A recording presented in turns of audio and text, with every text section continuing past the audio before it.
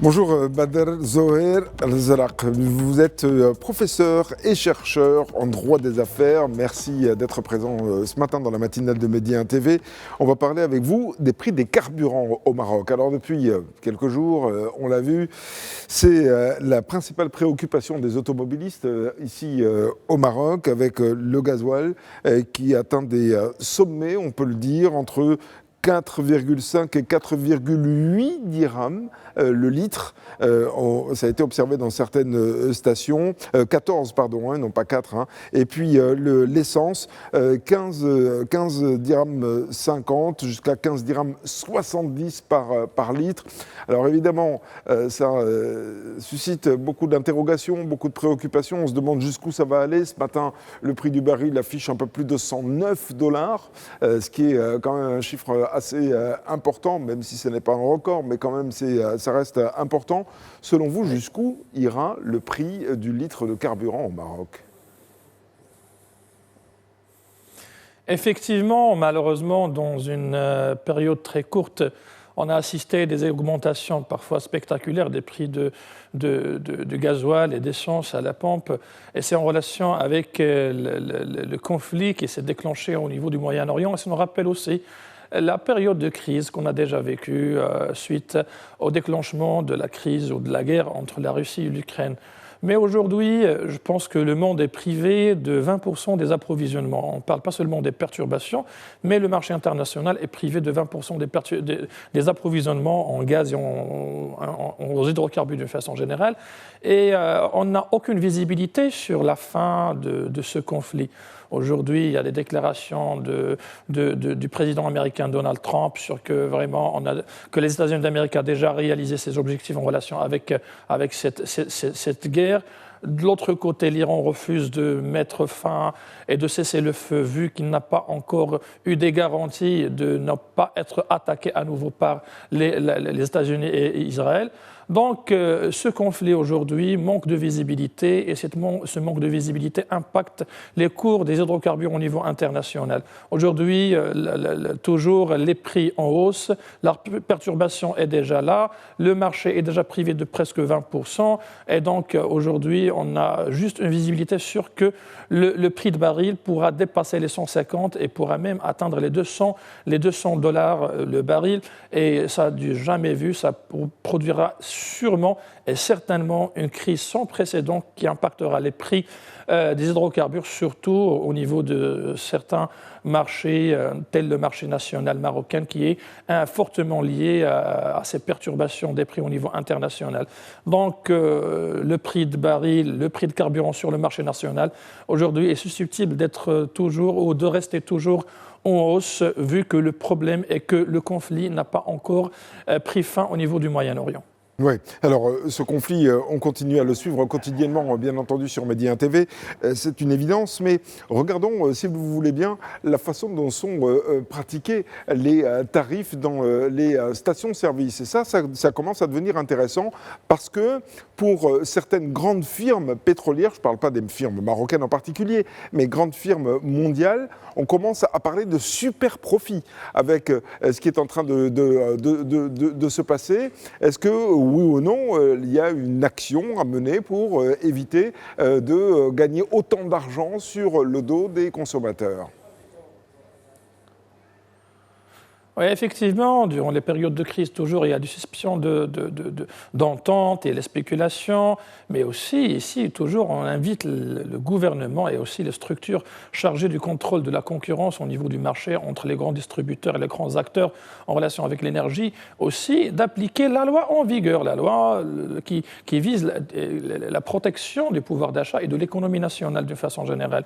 Aujourd'hui, on est dans ce cadre, le Conseil de concurrence aujourd'hui est invité à renforcer sa surveillance du marché et aussi de rester toujours en veille face à certaines ententes, susceptions d'ententes cordiales entre les grands distributeurs.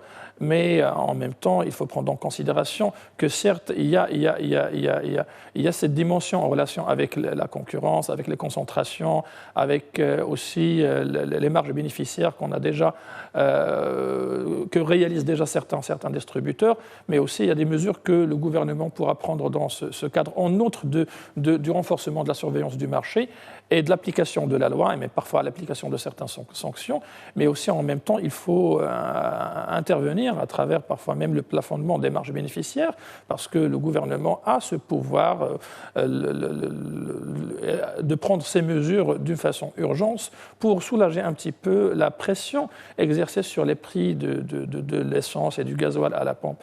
Donc voilà, donc ici le gouvernement est invité à prendre ces mesures et aussi le Conseil de concurrence est invité à renforcer la surveillance du marché et aussi les ententes entre qui pourra être, par exemple, entre les grands distributeurs des hydrocarbures sur le marché marocain. Mais d'une façon générale, ce sont juste des mesures d'urgence. Des mesures d'urgence parce que le problème aujourd'hui au Maroc concernant les énergies, c'est un problème structurel et pas un problème conjoncturel. Donc certes, ces mesures pourront soulager un petit peu la pression sur les prix et apaiser ce choc qui était causé directement par le conflit qui s'est déclenché au niveau du Moyen-Orient, mais toujours il faut réfléchir à accélérer certains projets en relation avec le stock stratégique, avec la question du raffinage du pétrole brut ici au Maroc, en question aussi de l'énergie renouvelable. Donc il faut réfléchir à accélérer la cadence de certains projets à caractère structurel, parce qu'aujourd'hui le problème d'énergie au Maroc n'est pas seulement un problème lié à la conjoncture, mais c'est un problème plus profond. Oui, alors vous parlez de raffinage ici au Maroc, le problème de la Samir dure depuis déjà de nombreuses années, il n'est toujours pas résolu, mais parlons des stocks si vous voulez bien. Il y a la ministre de la Transition énergétique et du Développement durable, Leila Ben Ali, qui en a parlé hier, elle avait dit, et elle a expliqué qu'il y a à peu près entre 50 et 55 jours de stock pour la consommation de gasoil et d'essence ici au Maroc. Auparavant, on parlait aussi de stock d'environ une soixantaine de jours. Mais c'est bien avant que n'arrivent à terme ces 60 jours, c'est bien avant que ces stocks ne soient épuisés, que les hausses ont été appliquées. Ça veut dire qu'on paye le prix d'aujourd'hui, ce qui a été acheté hier. Ça ne pose pas un problème, ça, sachant que dans le prix du litre de carburant, il y a une part également qui est payée par le consommateur pour justement pouvoir garnir ces stocks. Ça veut dire que le consommateur, finalement, il a payé 2 fois dans l'histoire. Oui, effectivement, cette question, parce que juste quelques jours avant l'augmentation des prix de l'essence à la pompe et du gasoil à la pompe, la ministre a déjà fait des déclarations en relation avec le stock stratégique du Royaume, en disant que voilà, on a presque 60 jours de stock. Mais bien avant l'épuisement de ce stock, on a enregistré au niveau des pompes une hausse de 2 dirhams le litre du gasoil et de l'essence, je pense, en même temps. Et ça soulève beaucoup d'interrogations en relation, est-ce que vraiment on a appliqué le principe de l'indexation entre le prix réel au niveau de la pompe et le prix de la réserve stratégique et le prix des hydrocarbures importés. Et ça nécessite une réponse claire de la part du gouvernement, de la ministre et aussi du Conseil de concurrence, parce que le Conseil de concurrence doit intervenir à ce niveau pour nous donner des réponses, surtout parce que c'est le consommateur final qui assume aujourd'hui cette lourdeur et ce poids lourd de cette crise qui s'est déclenchée au Moyen-Orient. Donc aujourd'hui, on cherche des réponses à ces interrogations, mais aussi des réponses aussi pourquoi le Maroc n'a pas par exemple, trouvé une solution à la question du raffinage, parce que ça pourra réduire les coûts d'importation par 1 dirham 50, et ça pourra aider un petit peu à soulager cette pression exercée sur le pouvoir d'achat du consommateur marocain et des ménages marocains. Et aussi, je sais bien que ça rentre dans le cadre des choix stratégiques de l'État d'une façon générale qui se dirige de plus en plus vers les énergies renouvelables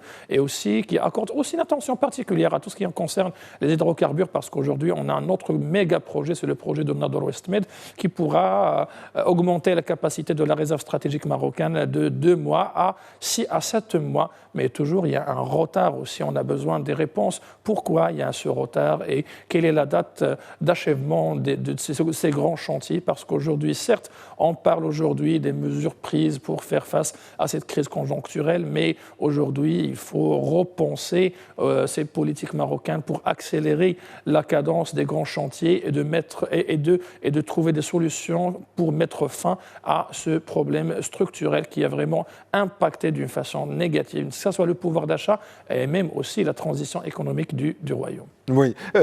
Pour rebondir sur ce que vous dites, en moins de 10 ans, il y a eu quand même 3 crises majeures.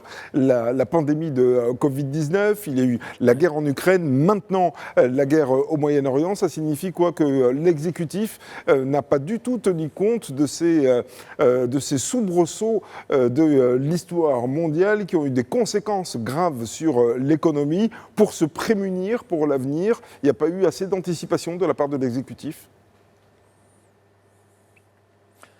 Alors, je pense que la question des hydrocarbures et d'énergie de façon générale, ce n'est pas un problème récent pour le Maroc. Ça date depuis longtemps, dès l'indépendance du royaume en 1956. On a essayé d'accélérer la cadence, par exemple, de recherche de certaines solutions qui pourront faire face à ce problème structurel. Parce qu'on sait bien que le Maroc produit peu de ce qu'il consomme au niveau des hydrocarbures, surtout au niveau du gaz naturel ou du pétrole.